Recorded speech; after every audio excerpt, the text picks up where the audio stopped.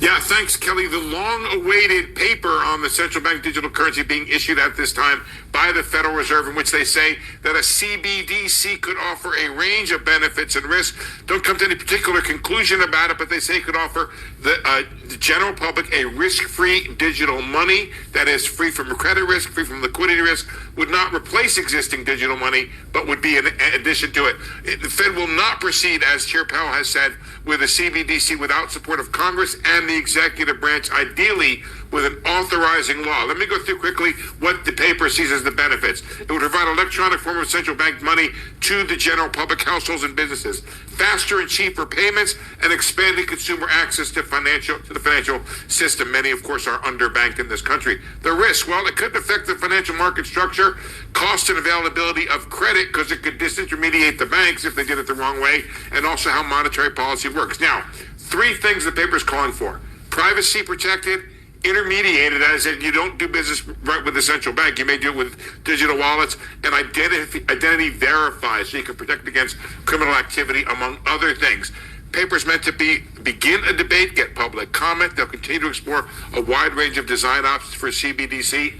Kelly, this is moving very slowly, but it is potentially the biggest change to money since, I don't know, currency consolidation after the Civil War. So we're watching it very carefully. Yeah, a huge step for mankind, Steve, but maybe a little bit shy of where they could have gone with this. Yeah, they're not going anywhere without Congress and the executive branch. They're laying out the possibilities, the issues that have to be put together. But this is maybe at the end of the day, Kelly, as much a financial issue as it is a political issue. So I think, the main argument for a central bank digital currency are the ones that we, went through 100 years ago.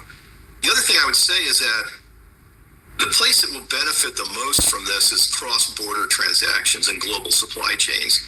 But you can do all that with a stable coin.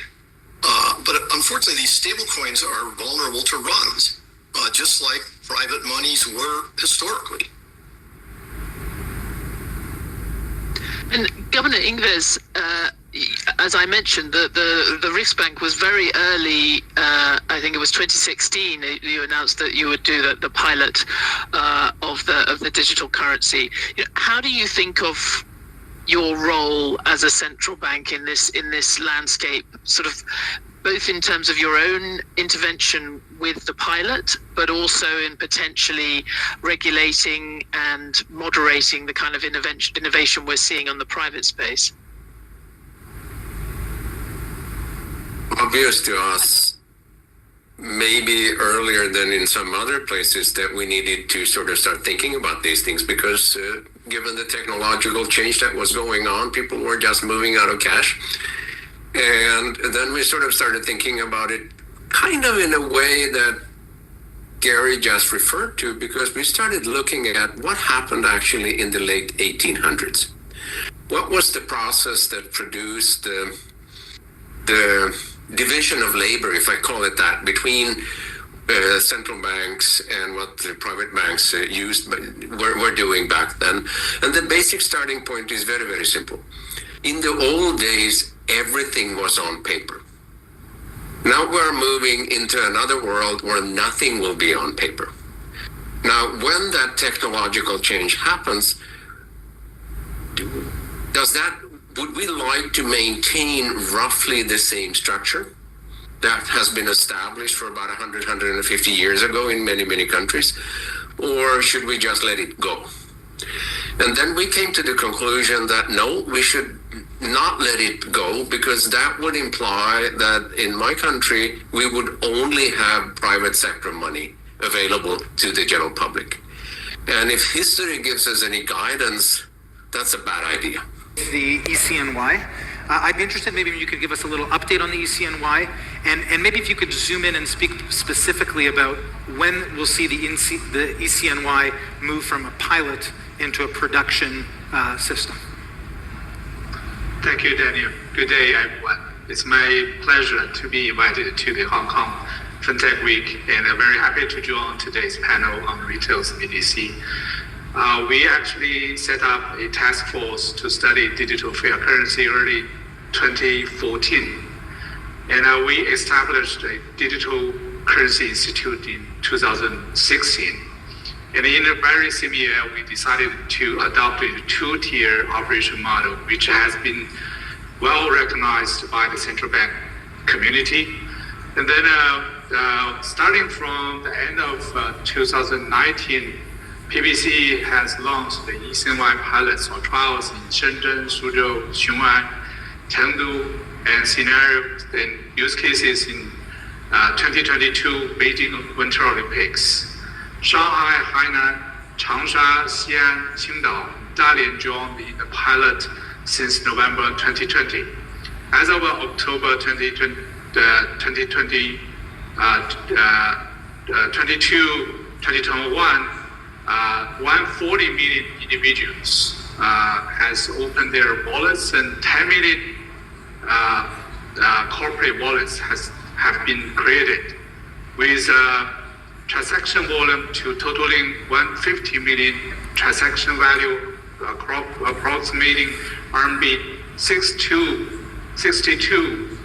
billion, and 1.55 million merchants can now accept e-CNY wallets, covering utility payments, catering services, transportation, shopping, and government services. For the official launch, we don't have an agenda yet, but before we could officially launch the e-CNY, we have to address three challenges. Firstly, acquiring capacity building. While the current pilot program have been running quite smoothly, acquiring environment building is still on the way. On one hand, we seek to improve user experience with diversified choices of smart and tailored design wallets and a wide variety of use cases. On the other hand, we are building an acquiring system for all the merchants. Secondly, sound security and risk management mechanism. CBDC are easily targets of hackers. Therefore, security is the first priority of system development. Now we collaborate with national team to do security training and trials. The PBC will continue to improve the security management for the e-CNY operation system throughout the entire life cycle of the e-CNY, covering encryption algorithm, financial information security, data security, and business continuity, so as to ensure safety and stability of the system. Last but not least, well-defined regulatory framework. We don't have big obstacles in terms of law. As you may know, that the newly released revised draft of the law of People's Bank of China stipulates that RMB includes both physical and digital forms. But however, regulatory measures and requirements for e-CNY need to be tailor-made. Thank you. Back to you. Peace, family. Peace, family. Peace. This your brother Red Dad, Blue Dad, a.k.a. Financial Freedom Fighter, a.k.a. Time Clock Smasher. And guess what, family? I'm back at it again. And I'm not here to waste your time. I'm here to change your mind when it comes to these cryptos, NFTs, blockchains, so on and so forth, baby. Let's get it. I'm telling you, family, we are in a bear market, family. We are in a bear market. So we have to take advantage of being in a bear market, family. We have to take advantage. We have to stack all the stuff that we can get. We have to get it at the bank's price, the private investors' prices, these low prices. Catch it while surprise lasts. Because when that bear wake up, he's gonna be angry. He's gonna be hungry. He's gonna want to eat up everything, family. But that's why we get chance as regular retail investors to put our money where our mouth at it and get it at these low creative cent prices, family. So today we're gonna talk about how big China is, Hong Kong. How big are they in with CBDCs, family? How big are they? Now this is just I'm just gonna read just the title. It's a little older, but I'm gonna give receipts to this. It says Cypherium signs with MOU with Stronghold for blockchain infrastructure development following the launch of China CBDC trials. But here's the bread and butter. Here it is, family, fresh off the press. Hong Kong soon to launch its CBDC. You heard in the videos that I played earlier, family. He had 3 rules, okay? I guess the 3 rules are satisfied. Now here it is, Okay, the worldwide adoption of central financial institution digital forex on the merge is growing volatility within the crypto market. Nonetheless, Hong Kong has determined to add it to its checklist of countries while using a CBDC, family. Hong Kong laid down a regulation for CBDC, family. CBDCs 2023. You make sure you packing your bags with these CBDCs, family.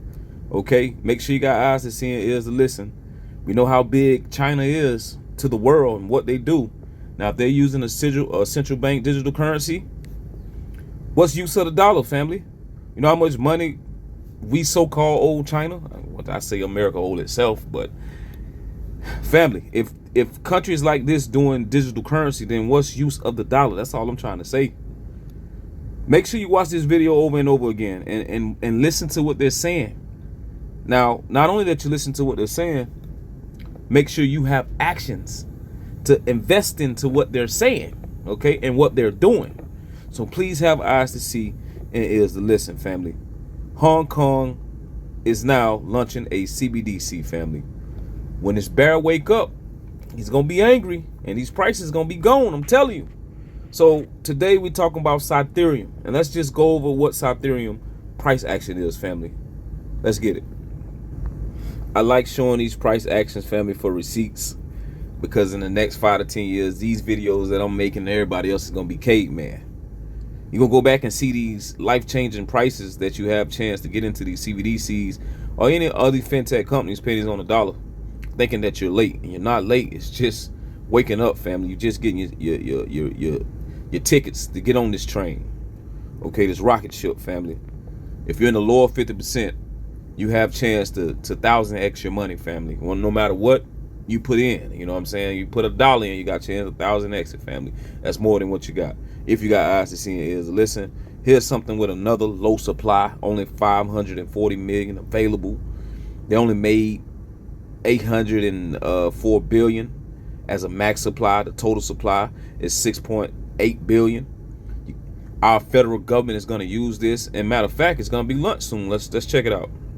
I typed in the Fed Now launch date. Here it is, family.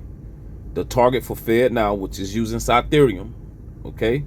The target release date for the services is May to July 2023. The development of Fed Now services progresses. Additionally, details will be available through established a Reserve Bank's channel, including more specified timing, implementation information, and depository institutions, family.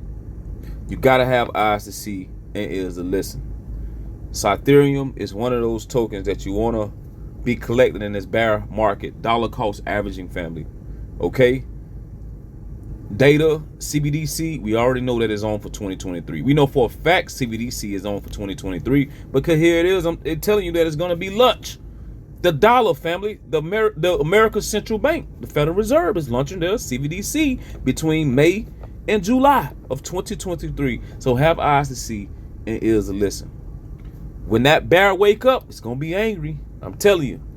3 trillion market plus 2023 to 2025. That's my prediction on the market cap of cryptocurrency.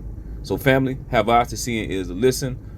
Thank you for purchasing the merch in the descriptions. Thank you for hitting the like button. Thank you for hitting the subscribe button. Until next time, I'm out. Peace.